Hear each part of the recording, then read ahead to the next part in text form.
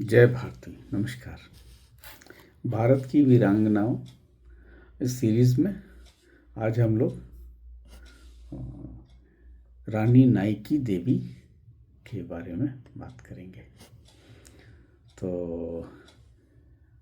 जो रानी नाइकी देवी थी, उनके पति जो थे राजा अजय राज सोलंकी, गुजरात के राजा हुआ करते थे और असमय ही उनकी मृत्यु हो गई।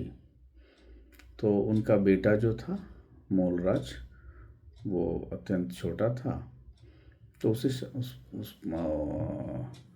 इसीलिए जो रानी नाइकी देवी थी, उन्होंने खुद शासन को संभाला। तो गुजरात हमेशा की तरह बहुत ही समृद्ध राज रहा है। तो अब ये बात मोहम्मद गोरी को पता चला, तो वो मोहम्मद गोरी जो है अफ़गानिस्तान में घोर नामक प्रदेश का शासक हुआ करता था। तो बस उसने वहाँ से ये प्रयास किया कि भारत में जाके और गुजरात को लूटने का प्रयास करो। तो अब वो क्या हुआ कि वो जब नाइकी देवी को पता चला कि वो गुजरात पर हमला करने वाला है,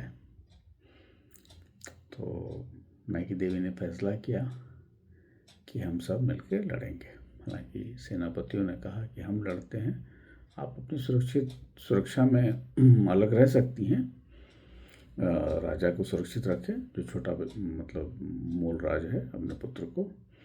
परंतु उन्होंने ऐसा नहीं किया। उन्होंने कहा कि नहीं, हम लोग दोनों ही, माँ और बेटा दोनों ही रहेंगे। और बेटे को गोद में लिया और युद्ध भूमि में उतर गई अपने पूरे सेना के साथ। तो कहा जाता है कि जो पाटन है वहाँ पे गुजरात में, वहाँ पे दोनों के बीच युद्ध हुआ।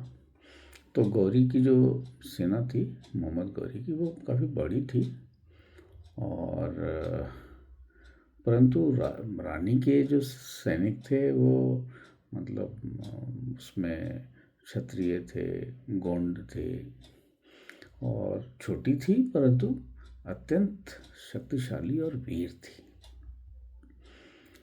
तो अब रानी ने क्या किया कि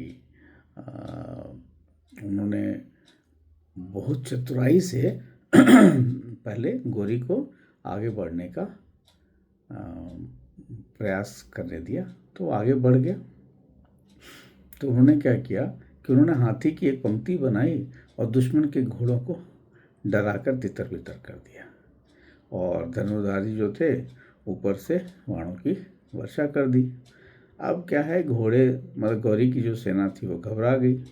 उसे लगा कि यहाँ पे मतलब इनकी सेना बहुत विशाल है, और करके सेना जो गौरी की सेना जो परास्त हो गई और फिर भाग गई। गौरी खुद जान बचा के भागा और इतना डर गया कि वह कई वर्षों तक वो वापस भारत पे आक्रमण करने के लिए नहीं सोचा। तो मतलब करीब करीब 13 वर्ष तक उसने फिर आक्रमण नहीं किया।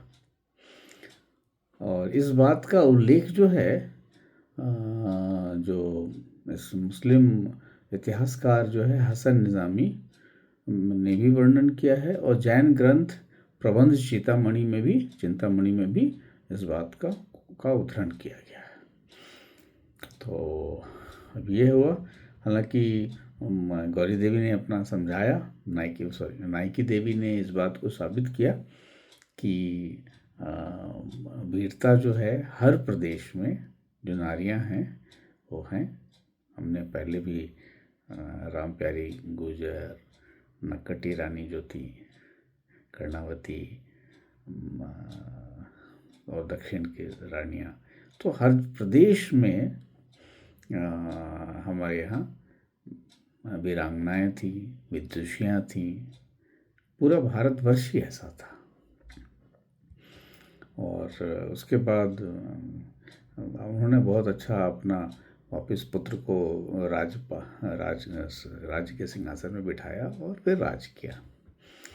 हालांकि गौरी 12-13 वर्षों के बाद पुनः उसने आक्रमण किया और पृथ्वीराज चौहान को उसने एक बार तो हार गया, पर छद्म युद्ध में, चूँकि आपके यहाँ तो धर्म की बात होती है, तो पर वहाँ तो धर्म है नहीं कि रात में आक्रमण नहीं करना है। काफ़ी सारी मर्यादाएं हैं जो वो नहीं निभाते हैं।